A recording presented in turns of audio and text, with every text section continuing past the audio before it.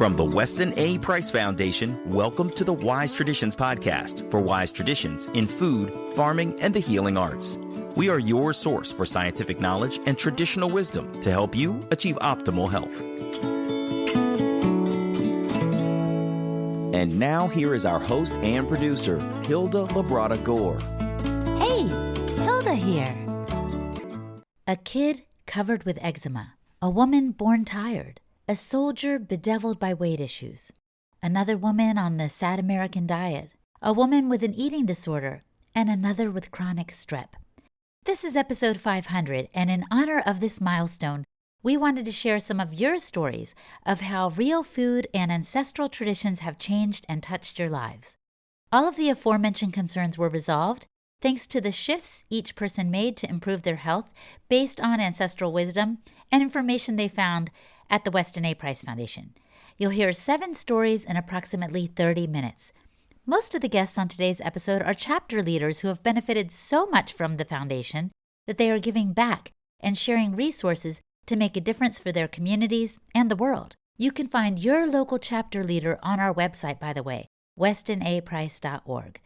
Today you'll hear from Saritah, Corey Dunn, Juliana Fajardo, Janine Farzin, Kristen Files, Medea Galligan, and Erin Meschke. Each of them have an amazing and compelling story to tell. Not all of these women are chapter leaders yet, but maybe one day they will be. And if you're just getting going with the Weston A. Price Foundation and the Wise Traditions Diet and Way, join hands with us by becoming a member. Go to westonaprice.org and join the movement by contributing just $30 for the year with the code POD10. That's it. Membership is only $30 for the year with the code POD10. I know gym memberships that are $30 for the month.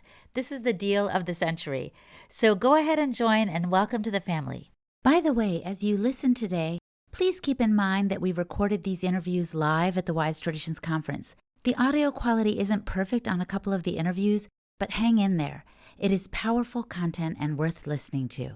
This is Hilda Labrada Gore, and you're listening to Wise Traditions. Welcome to Wise Traditions, Saritah. Hello, Hilda. Thanks for having me. Well, we're trying to get everybody's stories. Tell me a little bit about yours. I know it started when you were on duty with the military in Afghanistan.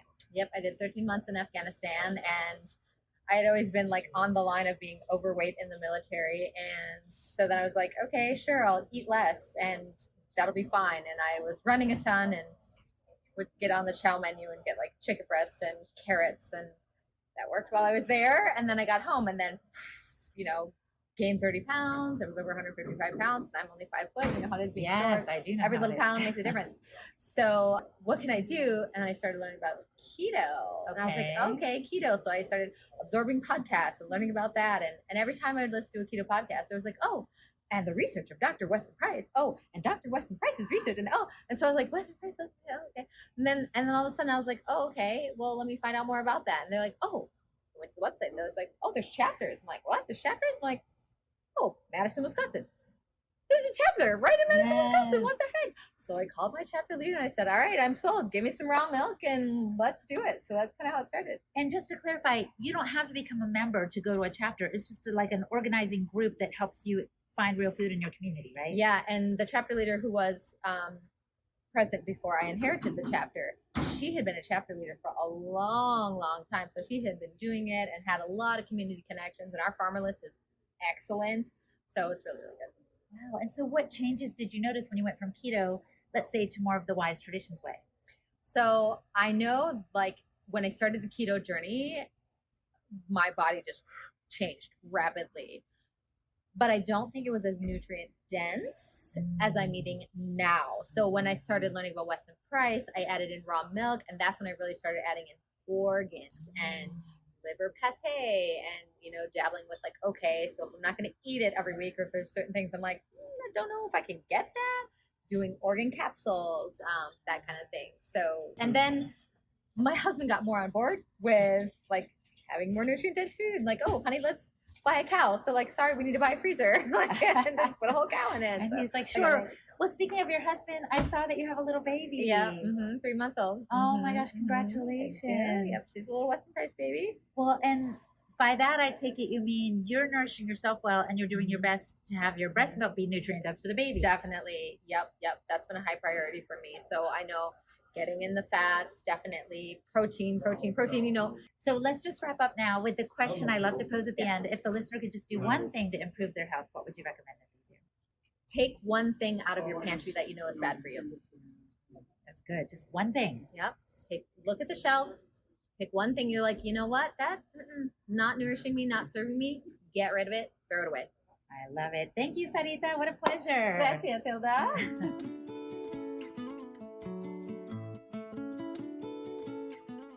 Welcome to Wise Traditions, Corey. Thanks, Hilda. So I know a little bit about your story because we're friends. Yep. But you're also a co-chapter leader. So I wanted to ask you to tell the world, what was it that precipitated your finding the Weston A. Price Foundation? What was going on health-wise with your family?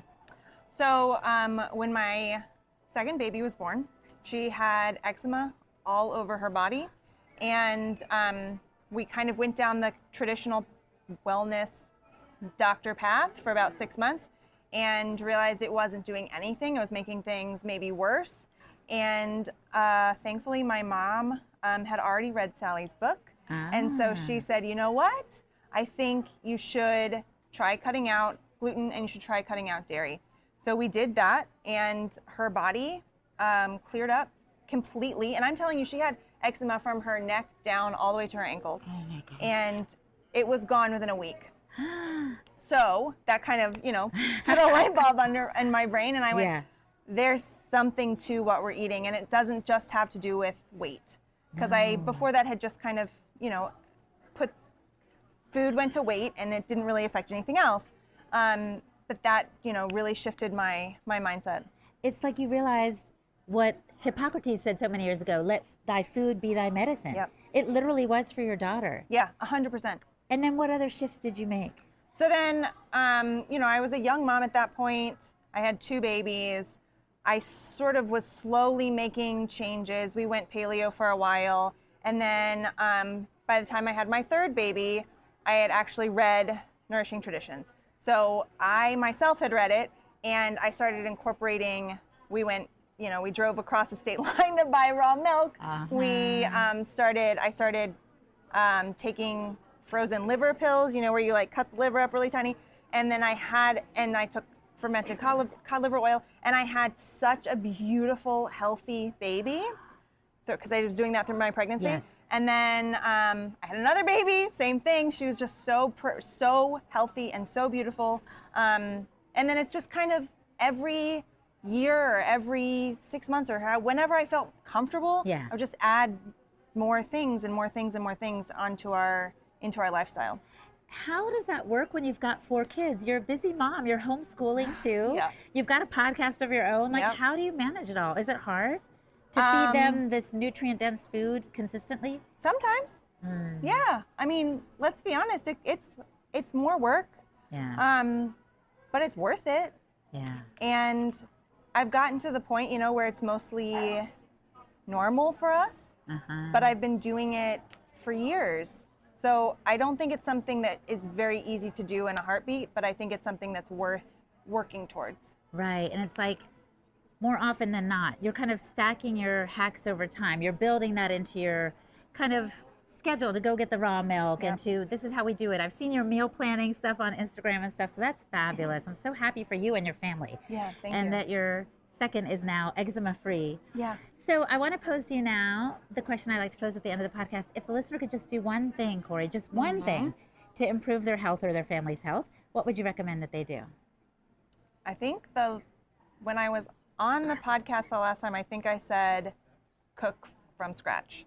And I think that's probably, I'm going to stick with that one. You're going to stick with that? I'm going to stick with it because I think that if you're cooking at home from scratch, you're already doing way more than most Americans are doing. And when you're cooking at home, you get to choose the ingredients. So it's easy to avoid those things that don't align with your values. Right, right. And you're putting in that extra vitamin, L for love. Yes, that's what L. I say. Thank you so much, Corey. I appreciate your time today. Yep.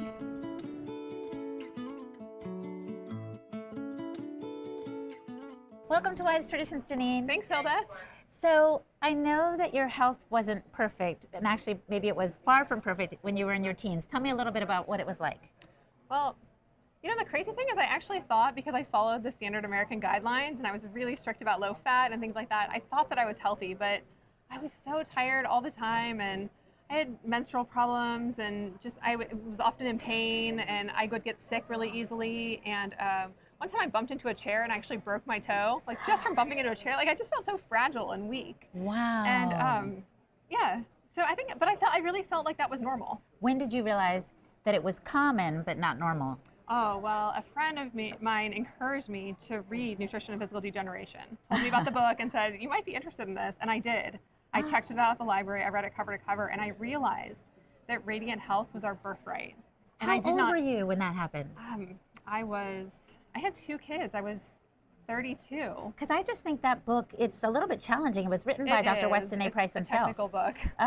It's a research tome. Yeah, but you went for it. I did. I checked it out at the library. I had 3 weeks before I had to return it. I didn't really think I would read it, but I started, and it was a page turner for me, at least. I just was really it's broken up into chapters, like different people groups that he visited, and every story was more compelling than the last. Like I just couldn't believe that this existed. It was true. I almost felt like I'd been lied to, that this was our birthright, and I didn't even know it was an option, that I thought that what I was experiencing was normal and healthy. Because he talked about, he talked about the vibrant health of the indigenous people groups that he came across. And they weren't eating the packaged processed foods. No. They were eating their traditional, local, seasonal, organic foods. Right. So what was the first shift you made after that? Well, I really made all the shifts. I mean, I cleaned up my pantry, and I started driving and picking up raw milk. It was a several-hour drive. I was in Illinois at the time, and on-farm sales were legal, so I had to drive way out of the city to pick it up. But the thing that I took away from that book, like the thing I really internalized, was that every one of these cultures had sacred foods. And these were the foods that had the fat-soluble vitamins. And in some cultures, it might have been insects, because arthropods actually have these nutrients, and so insects do, but we don't eat those in our culture. I mean, we eat the sea insects like crab and lobster, but even now it's hard to get the whole thing. Like when you buy it, often the most nutrient-dense part has been removed. Like Interesting. Like if you buy crab, you can buy the crab legs, but it's very hard to get the tamale and like the actual shell. So what I perceived from my own understanding of this after reading it was that the organ meats were the most accessible sacred foods that I could access. And so I was all in. I just decided, I had no idea. I'd never eaten or cooked any of these foods before, but I decided that, we're going to eat organ meats every week starting today.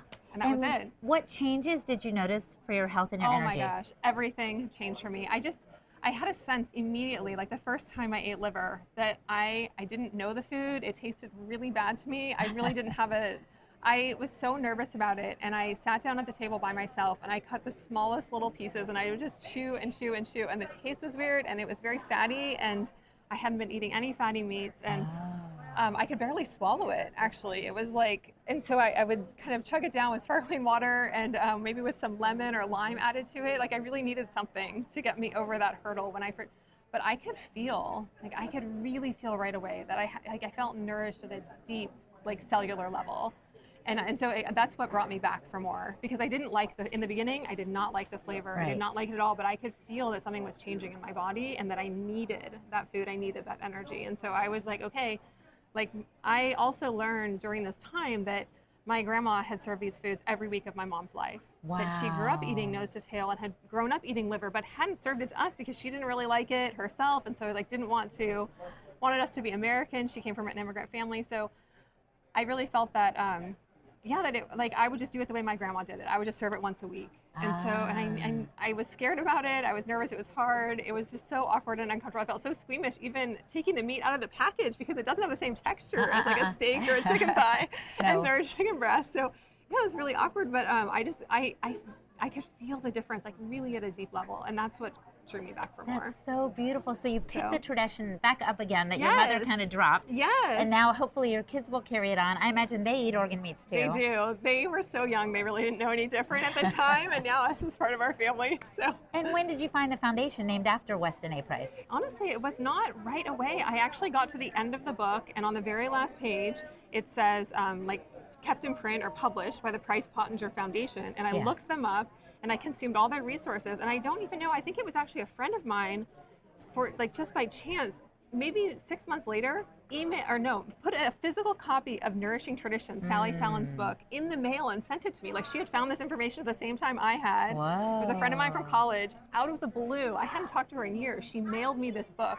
And she was like, I felt like you needed this. And I was like, what is this? I know about, like, not Francis Poncher, but Weston Price. Yes. And this is his namesake foundation. What is this? That's so and cool. then I think from that I was all in, like, after I read that book from the beginning. But Well, yeah, and now I know you're all in because we've actually had you on the podcast talking about organ meats. I know you're a chapter leader. You're really making a difference in this space. And I want to ask you now the question I like to pose at the end of the podcast, which you already know, but I'm curious what your answer would be. If the listener could just do one thing to improve their health, what would you recommend that they do? Absolutely nose to tail eating. Yeah. I think that right now we're really in a fad of, like, high protein, but muscle meat is not going to save you. And it really has to be balanced with all the connective tissue, and there's other amino acids that are in these other cuts, and they are very high in the organ meats, and they're very high in the bones and the bone broths and tendons and ligaments, all these other cuts. And so if we can really seek those out from our local farmers, we both support them because they may not be as in high demand, and then also we nourish our bodies at the deepest level. Right, and you don't waste a thing. So yeah. I think that's beautiful too. Yes, it also honors the animal. Yep. It's so much more sustainable. There are so many things that resonate with me, but it's really like how I feel. I mean, I really come back to it over and over again because when I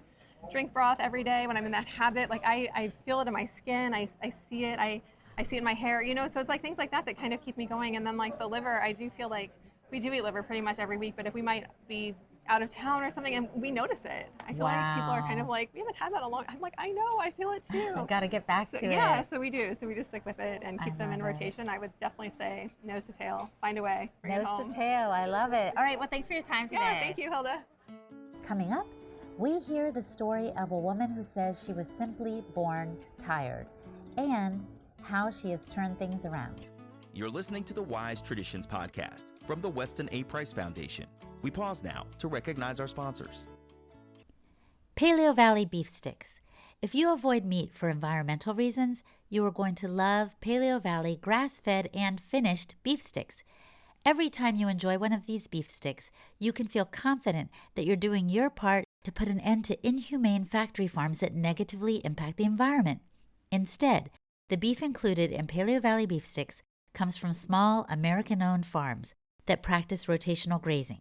This is where farmers rotate the pastures in which their cows graze so they aren't feeding on the same soil forever, depleting its nutrients.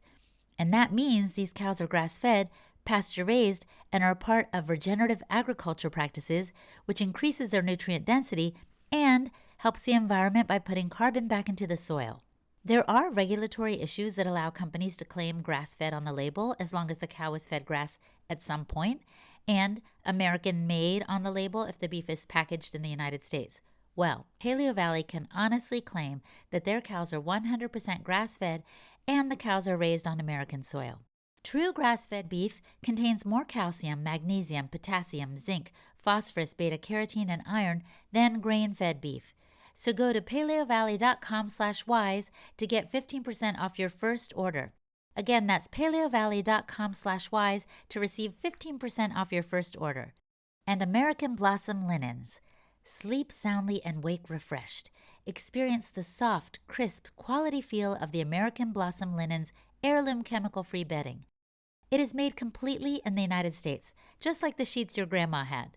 American Blossom Linens is made by Thomaston Mills, a family-owned bedding manufacturer, making products since 1899.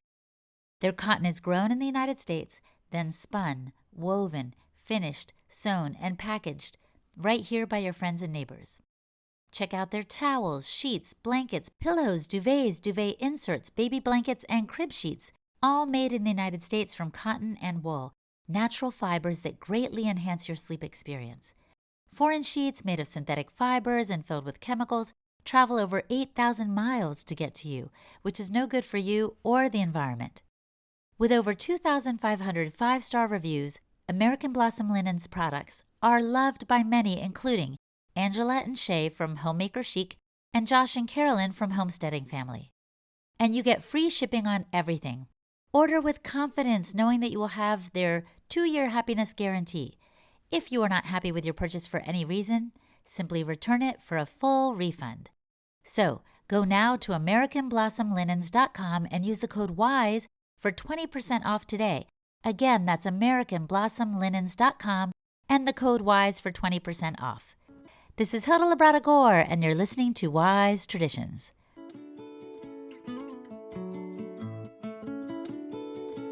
Welcome to Wise Traditions, Kristen. Thanks for having me. So we've been friends for a while, and I know that before you found the Weston A. Price Foundation, you were like super exhausted. Tell me more about that time of your life.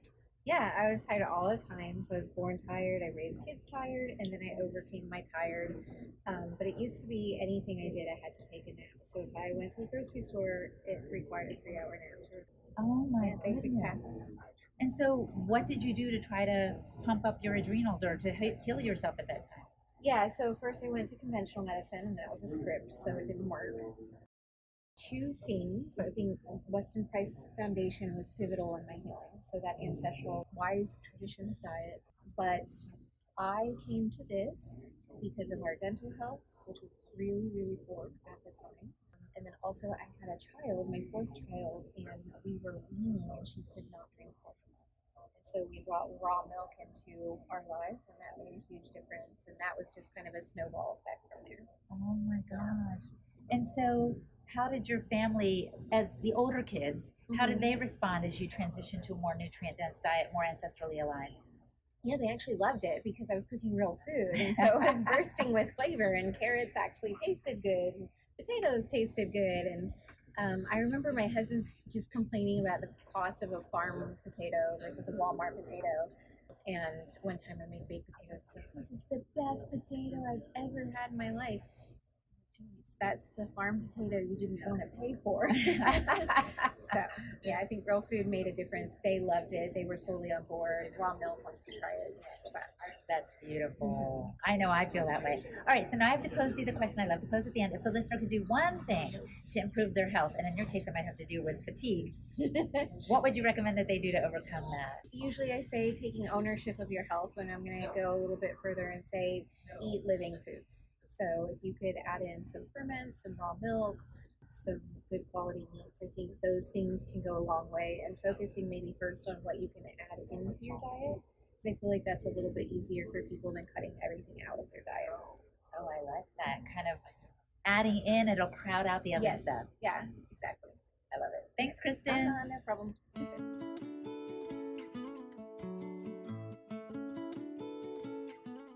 Welcome to Wise Traditions, Medea. Thank you so much, Hilda. I'm so happy to be here, and what a great experience. It's so fun. We're at the conference together, and I heard you say that you feel like you're healthier at 58 than you were at 28. Can you explain? Yes, absolutely. Well, knowledge is power, right? So when, after growing up in the 80s and dieting, and you can't be too thin, and kind of having a difficult time through high school and college, like a lot of young women with dieting and eating disorder, which I will say a lot of people have struggled, especially women, and there's men too. And when I finally came out of that, and I was very severely depressed for a lot of years too, and I was a pre-med student at college, and I really wanted to understand, how does the body heal? How does food become medicine? And so somehow as a pre-med major, you still didn't link those two? Well, because that's not what they were teaching me, right?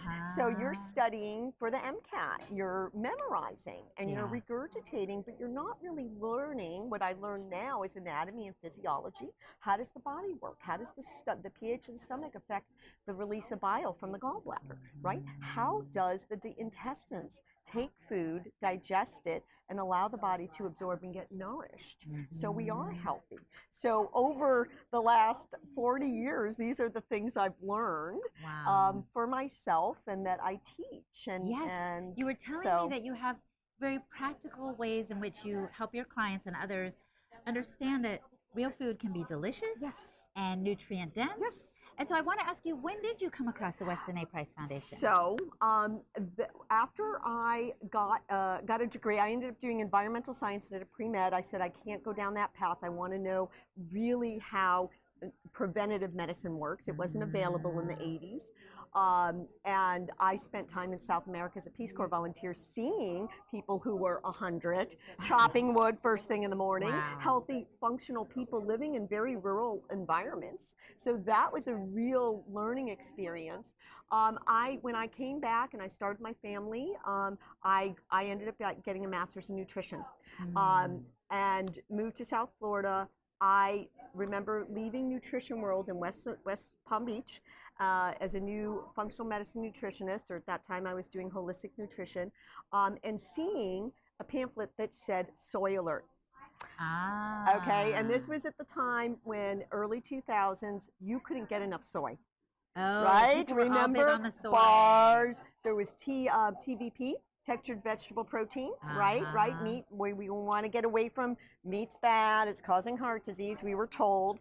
And soy's good. Hot flashes, soy is good. You know, soy milk, soy bars. And I see this thing that has soy alert with an X through it. And I was like, this is what was so great. It let me open my mind when we're learning about science and health and nutrition, not to confirm what we already think is true, but be open to new perspectives and new information. And that's what was most interesting. And I was like, wow, I didn't know the importance of fermentation and that there's a huge difference between fermented soy and unfermented soy. That's true, yes. And so, miso, natto, and tempeh being the only forms of fermented soy, and how those are really beneficial for us. But of course, soy milk and soy oil and all this stuff is not helping us. So, and creating hormonal imbalance. So that was my introduction. From then I joined Weston A. Price, and I had the information. I've been using it for myself and with my clients for years, educating them about the importance of cholesterol, the truth about heart disease. It's one of my main resources about mental health, about depression and anxiety really coming from the gut. Yes, so many things. And you know, we have Wise Traditions podcast on all those subjects. We did a recent series this past summer on high cholesterol. We've interviewed Dr. Kelly Brogan about depression. So I'm really glad that you found the foundation and that you've had that open mind about exploring different things. Now I want to pose to you, Medea, the question I like to pose at the end of the podcast. If the listener could just do one thing to improve their health, what would you recommend that they do? I think tuning into your podcast. I think going to Weston A. Price. I think I am a chapter leader in Naples, Florida. I had started a chapter back in 2011 in Burnsville, North Carolina first. I think finding your chapter leader, using the resources, learning about the power of real food, of fermentation, of bone broth. And when we eat better, we feel better. And we're supporting the body and healing itself. So stop chasing symptoms, stop chasing Band-Aids, and really enjoy simple, healthy, easy, delicious, affordable food. And Simple, your life will healthy, change. Easy, delicious. I like that. Thank You you like so it? much, Thank Medea. you. Thank you, Hilda.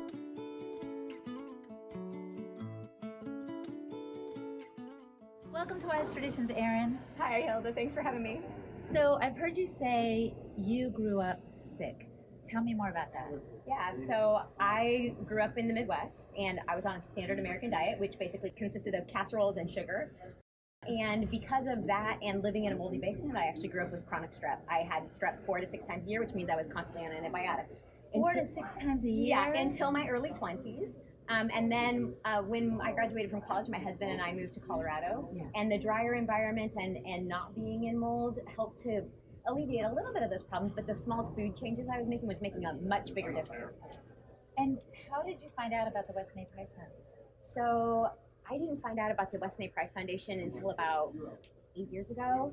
I was having some gut issues. I was listening to some summits, and you were interviewed on one of them. Oh my God. And so I found the podcast, and I blew through 300 episodes in like 6 months. Oh my gosh. Every time I was like, my kids would be at school, I would be cooking, I would be walking, I'd be running errands. I always had a podcast and listening through all of them. And I actually bought Sally's cookbook, the Nourishing Traditions cookbook, in the early 2000s, like probably within the first few years that it was released.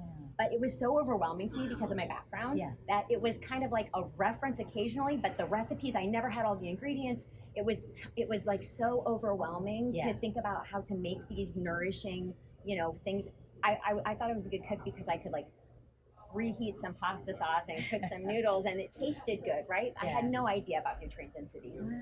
But when we fast forward a couple decades, I'm teaching a cooking class now that's all based on the wise traditions, you know, ancestral ideas, and I'm a chapter leader, and I help people find raw milk and farms and other things like that. So it's completely transformed my health, my children's health, and I also hope the community around me, right? Because that's such a big deal. So you're glowing now. So you were sick, and now it's come full circle. You are helping other people heal. Yeah. That is so beautiful. So now I want to ask you the question I love to pose at the end. If the listener could just do one thing to improve their health, what would you recommend that they do? There is such a long list, and it can be so overwhelming, but I think one of the biggest things, it does start with nutrition. It does. I could say breathing and sleeping and all of these things, right? And proper movement, but the food is the piece that's at the root of all of it. You can't make these changes if your brain's not nourished. Right. You can't actually move forward if you're constantly sick and you don't have motivation. And so those are the things that the food is really, I think, where it starts, and everything else kind of falls in place afterwards. Yes, food is foundational. Well, thank you, Erin. I appreciate your time today. Thank you.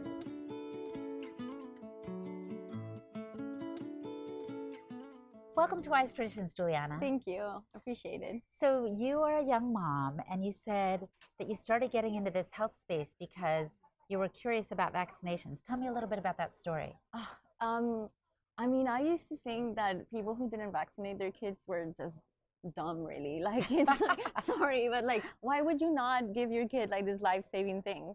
And then a friend of mine, my best friend, her baby was injured by a vaccine.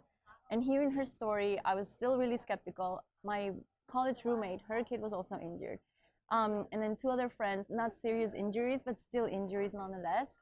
And that, I was like, all right, something's going on. And now, like, seeing like all the rising rates of like autism and chronic disease in children, I just got really curious. And if I had time to research, like, what stroller should I get for my baby? And like, you know, what's like the best car seat and all these things, I figured I should also research what's gonna go into my child's body. Of course. Now, but how did your family react? They're very like pro-Western medicine. Don't question the doctor. They think I'm crazy for not vaccinating my kid. When he was born, I received a lot of phone calls like, Huli, please vaccinate Wyatt. Like, this is not okay. Like, you need to protect him, the whole thing. And I was like, oh, thanks. We'll see. I'll talk to my husband about it. But like, that's it. Like, I didn't really want to give any details at first. And then as they like started sort of opening up a little bit, I've been sharing things. And now my mom is super on board with me. Like, my uncle is kind of seeing the light there. And so I feel like they're like, it's shifting. That's so exciting. And I think you said the podcast has been a tool for you too, right? Yeah, 100%. I was telling you earlier, I was like in tears because it's just been so life-changing. All the information that you provide, the people that you interview, then finding the podcast in Spanish because my family all speaks Spanish. Oh, it's made all the difference because they can see, like, they can hear for themselves this information, and it's not just me telling them. They're able to hear from experts that you interview or that Annette and Alberto interview. Yes. So yeah. Because otherwise they could be like, well, that's Huli, she's saying her stuff. But now they can hear other people share it, and so it's changing their life. Tell me about your mom, for example. Well, my mom loves butter. And butter has been demonized for years, and so she was really relieved to hear that butter was great for you. Because she slathers butter on everything. So that was one thing that was really exciting for her. She used to feed me liver actually when I was little. Yeah. And I used to hate it. And then growing up, I was like, oh, that was so dumb. Like, why would she feed me liver? And now I'm like, oh, thank you, Mom. Thanks for feeding me all the liver, because I'm sure it made a huge difference. So all of this has helped you and your family embrace wise traditions. 100%, yeah. That's I don't think beautiful. that we would have found all of this information so like maybe quickly and accessible, I guess, and all like put together if it wasn't for the Weston A. Price Foundation and the Wise Traditions podcast. It just like makes it so easy. I could just listen to it when I'm in the car, you know, doing dishes or whatever. It's That's the goal, is just to put it out there as a tool. And so now you have listened to the podcast. So I want to pose to you the question we love to pose at the end of the show. If the listener could just do one thing, or the viewer, if they could just do one thing to improve their health, Huli, and, you know, we know you're just a mom, you don't have to have all this health background, but what would you recommend that they do? Go outside. I think that's one thing that's made a big difference in our lives as well. Yeah. We're just trying to get outside as much as we can. Lose the screens, go outside. That would be my message. I love it. And listen to Wise Traditions. Thank you so much. No, thank you. Our guests today were Saritah, Corey Dunn, Janine Farzin, Kristen Files, Medea Galligan, and Erin Meschke, and Juliana Fajardo. I'll put their websites and links to connect with them in the episode description. And I am Hilda Labrada-Gore, the host and producer of this podcast on behalf of the Weston A. Price Foundation. You can find me at holistichilda.com. And for the transcript for this episode, visit our website, westonaprice.org, and click on the podcast page. And now for a recent review from Apple Podcasts. Montero, California said, "Best ever. You do such a good job at keeping the interviews on track and real. It has changed my life. The content is relevant. You don't get confused by fads, diets, and crazy things. It's so Weston Price." Thank you so much for your review. It is so Weston Price because this is the Weston A. Price Foundation's podcast, Wise Traditions. I am happy to host and produce it on their behalf. And you too can rate and review our show. Simply go to Apple Podcasts, give us as many stars as you would like. Let the world know that this show is worth listening to. Every review makes a difference. And thank you so much for listening, my friend.